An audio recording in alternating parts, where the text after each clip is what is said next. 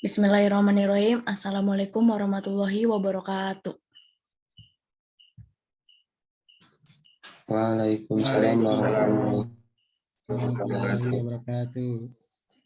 Selamat malam dan salam sejahtera untuk kita semua.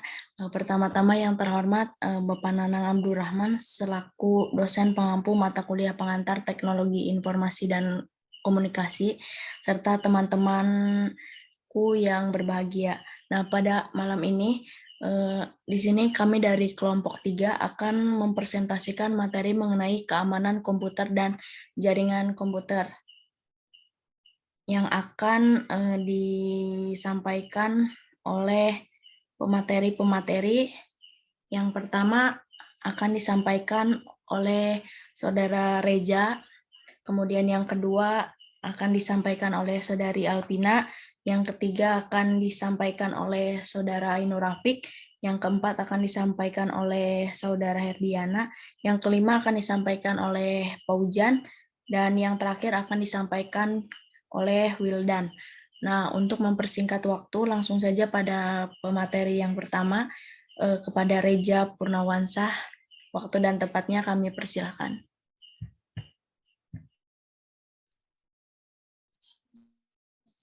Next slide.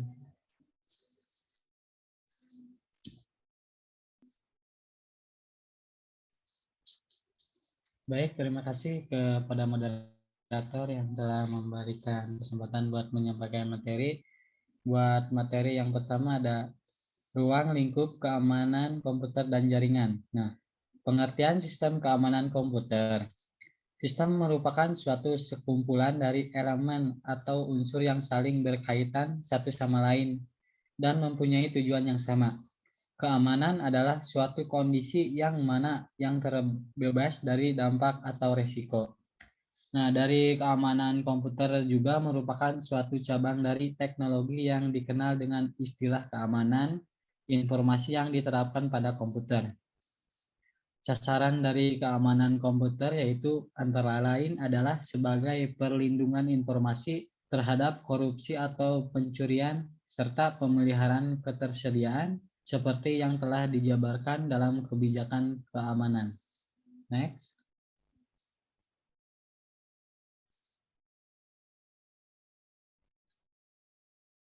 Terus di sini ada ruang lingkup keamanan komputer dan jaringan.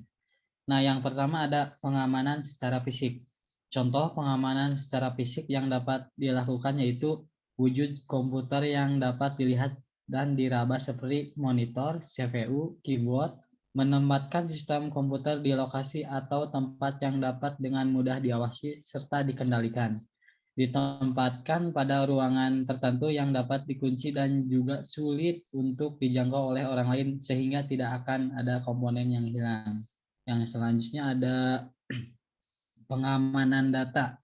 Pengamanan data dilakukan dengan menerapkan sistem tingkatan atau hierarki akses yang mana seseorang hanya dapat mengakses data tertentu saja yang merupakan menjadi haknya. Bagi data sifat sangat sensitif dapat menggunakan password atau kata sandi. Yang selanjutnya ada pengamanan akses.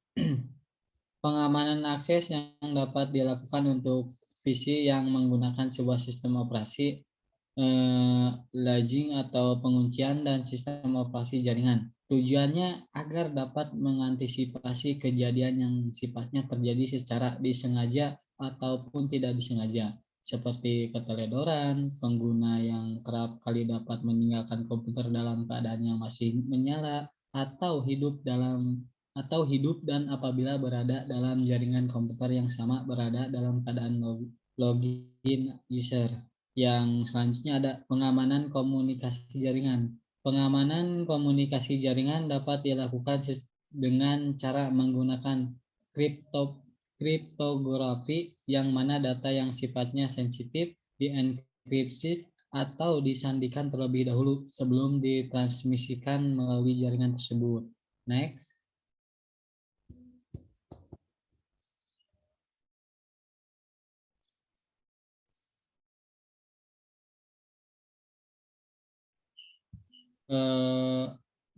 Mungkin itu saja materi yang saya dapat sampaikan. Saya kembalikan lagi ke moderator.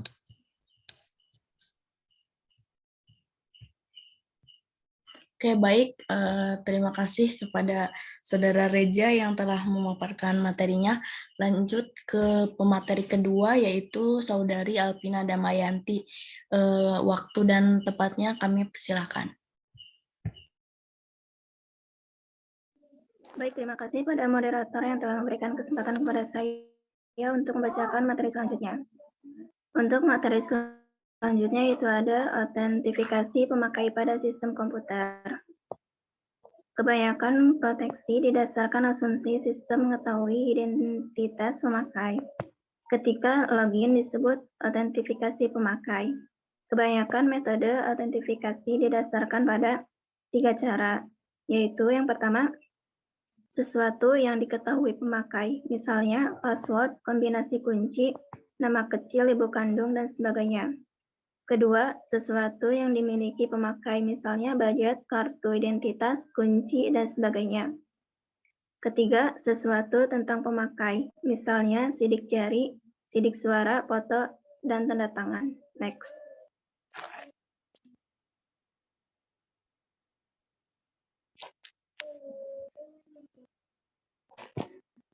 Yang pertama ada password. Pemakai memilih satu kata kunci kode, mengingatnya dan mengetikkan saat akan mengakses sistem komputer. Saat diketikkan, komputer tidak menampilkan di layar. Teknik ini mempunyai kelemahan yang sangat banyak dan mudah ditembus.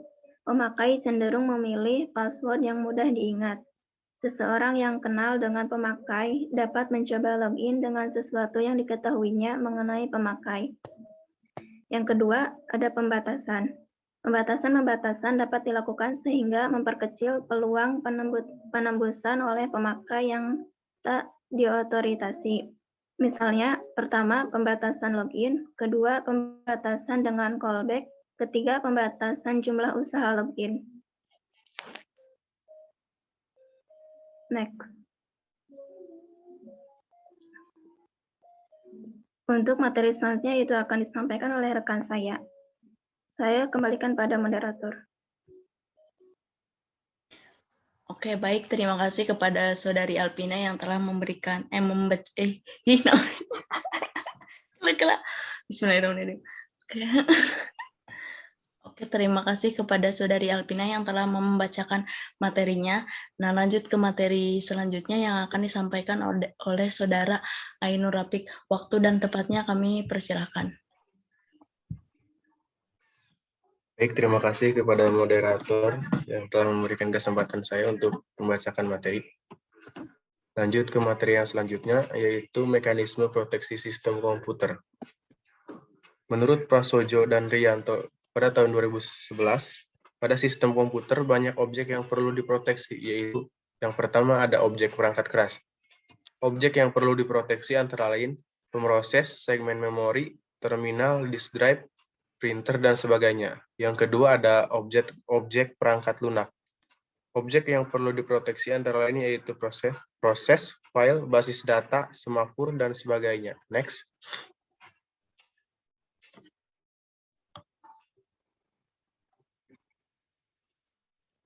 Nah, di sini ada perangkat lunak keamanan sistem. Yang pertama ada antivirus. Solusi ideal terhadap ancaman virus adalah pencegahan. Jangan izinkan virus masuk ke sistem. Sasaran ini tidak mungkin dilaksanakan sepenuhnya. Pencegahan dapat mereduksi sejumlah serangan virus. Yang kedua ada anti-spam dan spyware. Spam adalah sejenis komersial email menjadi sampah mail atau junk mail.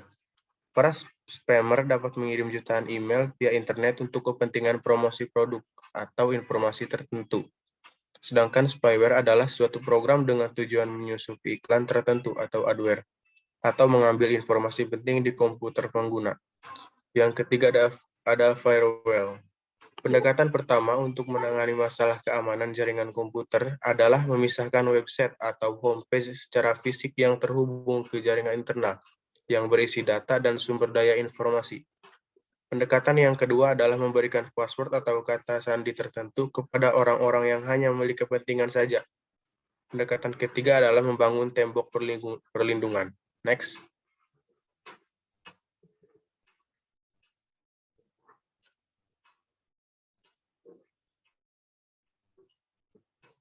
Mungkin itu saja yang dapat saya sampaikan. Saya kembalikan ke... Baik, terima kasih kepada Saudara Ainur Rafiq yang telah membacakan materinya. Lanjut ke materi berikutnya yang akan disampaikan oleh Saudara Herdi Yani. Waktu dan tempatnya kami persilakan. Baik, terima kasih. Assalamualaikum warahmatullahi wabarakatuh. Saya di sini akan melanjutkan materi dari tadi yang telah teman saya sampaikan.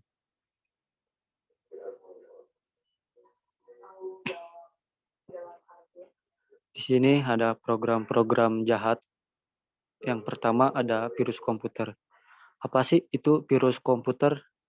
Yaitu merupakan program komputer yang dapat menggandakan atau kembali dirinya sendiri, menyebar dengan cara menyisipkan baru dirinya ke dalam program atau dokumen lain.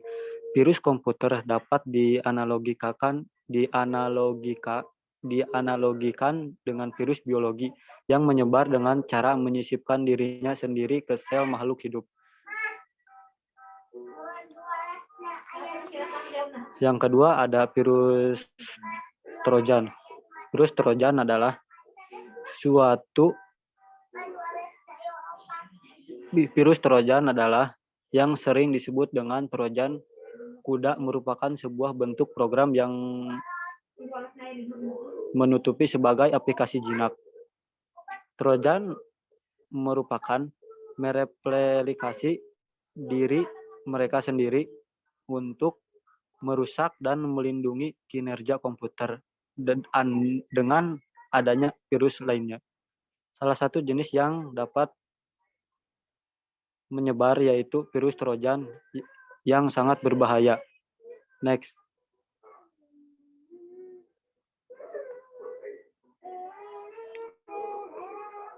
Yang ketiga ada cacing. Adapun pengertian cacing adalah sebuah program yang memiliki ukuran kecil yang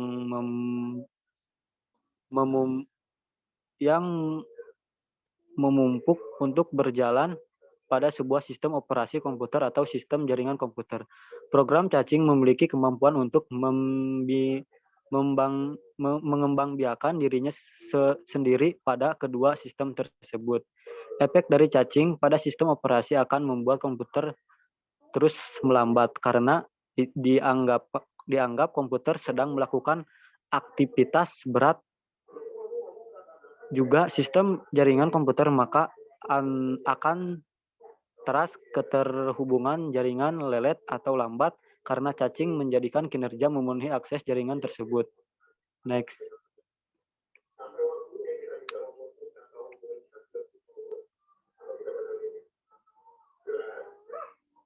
Mungkin cukup sekian yang dapat saya sampaikan. Saya serahkan kepada moderator. Baik, terima kasih kepada Saudara Herdi yang telah menyampaikan materinya.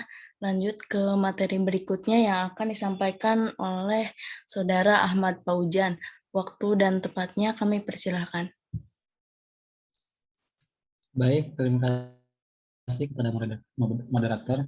Yang selanjutnya ada perangkat lunak keamanan sistem.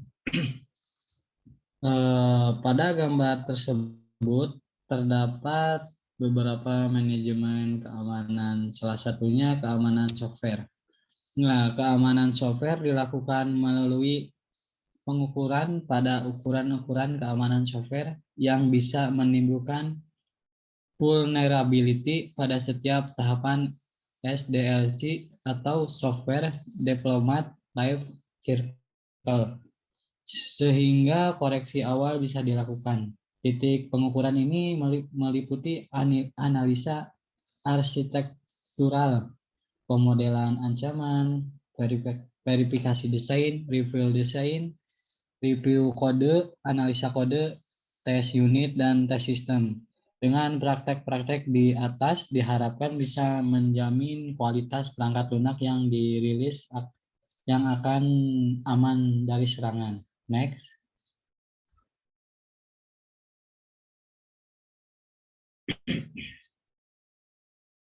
Nah, perangkat lunak keamanan sistem ini juga menjadikan salah satu ancaman keamanan untuk perangkat lunak seperti yang pertama ada kesalahan persyaratan spesifikasi.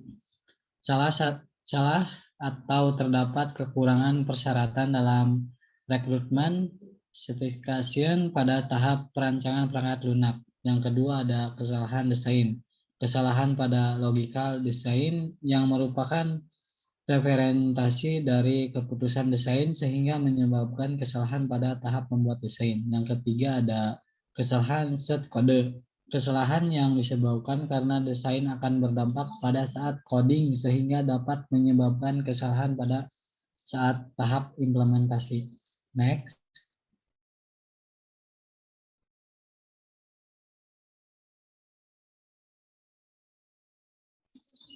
Mungkin saja materi yang saya dapat sampaikan. Saya kembalikan kepada moderator. Terima kasih kepada Saudara Paujan yang telah menyampaikan materinya. Lanjut ke materi selanjutnya yang akan disampaikan oleh Saudara Wildan. Waktu dan tempatnya kami persilakan. Terima kasih kepada moderator yang telah memberikan waktunya untuk saya. Lanjut ke materi selanjutnya yaitu keamanan dan pengawasan. Definisi sistem keamanan jaringan. Sistem keamanan jaringan adalah proses untuk mengidentifikasi dan mencegah pengguna yang tidak sah dari suatu jaringan komputer. Tujuannya tentu saja untuk mengantisipasi risiko ancaman berupa perusakan bagian PC komputer maupun pencurian data seseorang. Next.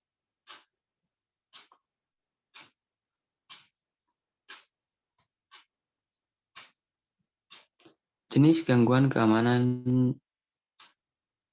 jaringan.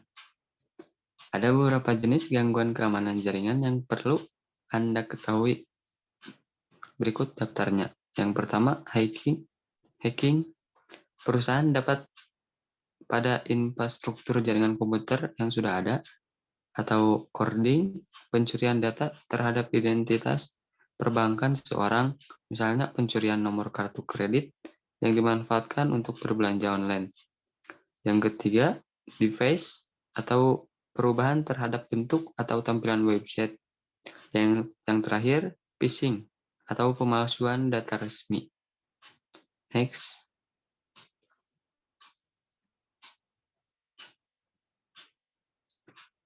Tips keamanan jaringan. Untuk menjaga keamanan jaringan Anda, ikuti tips berikut ini. Yang pertama, pasang antivirus yang sesuai dengan kebutuhan. Yang kedua, update komputer Anda secara rutin. Yang ketiga, jangan sembarangan membuka website yang tidak jelas. Yang terakhir, Anda juga sebaiknya berhati-hati saat ingin mengunduh file dari internet, karena bisa jadi itu terdapat virus atau malware di dalamnya. Next. Materi selanjutnya yaitu pengawasan. Berbagai insiden keamanan pada tahun 2018 mengungkap fakta bahwa sumber ancaman keamanan paling tinggi resikonya bukanlah pihak luar maupun serangan malware. Sumber utamanya yaitu serangan yang dilakukan oleh orang dalam organisasi itu sendiri, atau dikenal sebagai insiden threat. Kasus ini semakin sering terjadi dan berdampak pada risiko finansial yang tidak sedikit. Inilah 4 pengawasan yang dapat Anda lakukan untuk mengantisipasi insiden threat. Yang pertama, pengawasan terhadap volume dan frekuensi akses data oleh karyawan. Yang kedua, pengawasan terhadap pola akses sistem yang tidak biasa, termasuk upaya akses ilegal. Yang ketiga, pengawasan atau peningkatan ukuran dan frekuensi trafik yang dilakukan oleh setiap karyawan. Dan yang terakhir, pengawasan terhadap upaya lain. Next.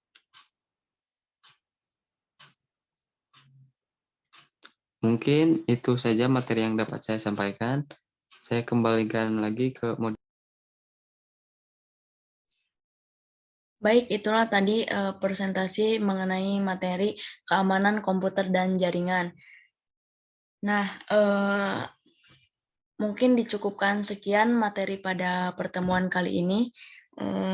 Saya mohon maaf apabila banyak kekurangan dalam penyampaian materi ini. Ditutup wabillahi taufiq wal hidayah. Wassalamualaikum warahmatullahi wabarakatuh. Waalaikumsalam. Waalaikumsalam warahmatullahi wabarakatuh.